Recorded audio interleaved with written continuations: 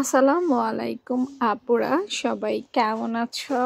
আলহামদুলিল্লাহ ভালো আছি। আজকে তোমাদেরকে দেখাবো ওই যে কাজ করা জামাটা, যে জামাটা শুধু বেড়ে যায়, এটার সাইড ফাড়া সেলাই। তো দেখো, আমরা সুতি জামাতে আসলে একটু ভাঁজ দিয়ে নখ দিয়ে ডলে ফিনিশিং করে তারপর করি, অনেকবার দেখাইছি তাই না? কিন্তু আজকে করব যেটা, সেটা নখ দিয়ে ডলার সুযোগ নেই, প্লাস কাপড়টা শুধু বেড়ে যায়। তো এটাতে আপু কি টেকনিক অ্যাপ্লাই করছি একটু দেখো। সবার প্রথমে এক পার্টে মানে জাস্ট একটা ভাঁজ দিয়ে আধা ইঞ্চি পরিমাণ আস্তে আস্তে, আধা ইঞ্চি হবে না, আধা ইঞ্চি থেকে কম হবে, আস্তে আস্তে সেলাই করছি, মানে কোনো টানাটানি করা যাবে না, কোনো টানাটানি না।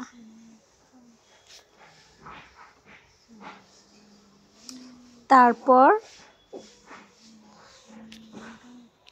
আবার আরেকটা ভাঁজ দিয়ে দেখো সুন্দর করে তারপরে সেলাই করছি। হ্যাঁ, টাইম বেশি লাগতেছে, পরিশ্রম বেশি লাগতেছে, এটা কি খেয়াল করছো?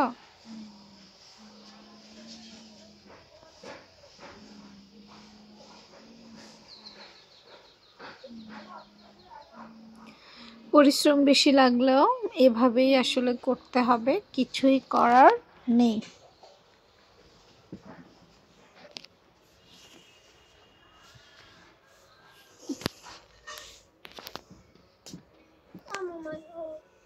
তারপর দেখো, প্রথম সেলাইটা দেওয়ার পর কিন্তু ইজিলি এখন করে ফেলা যাচ্ছে, বাট প্রথম সেলাইটা না দিলে এত ইজিলি করা যেত না।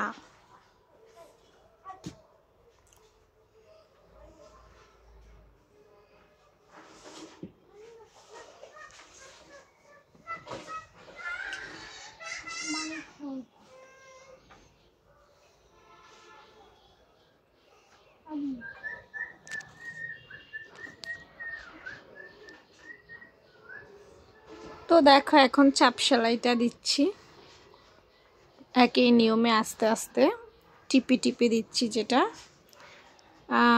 চাপ সেলাইটা টিপে টিপে না দিলে কিন্তু ফুলা অংশটা মিলবে না, তাই টিপে টিপে দিতে হচ্ছে। এরকম 4টা 3 পিসের অর্ডার পড়ছে আপুর।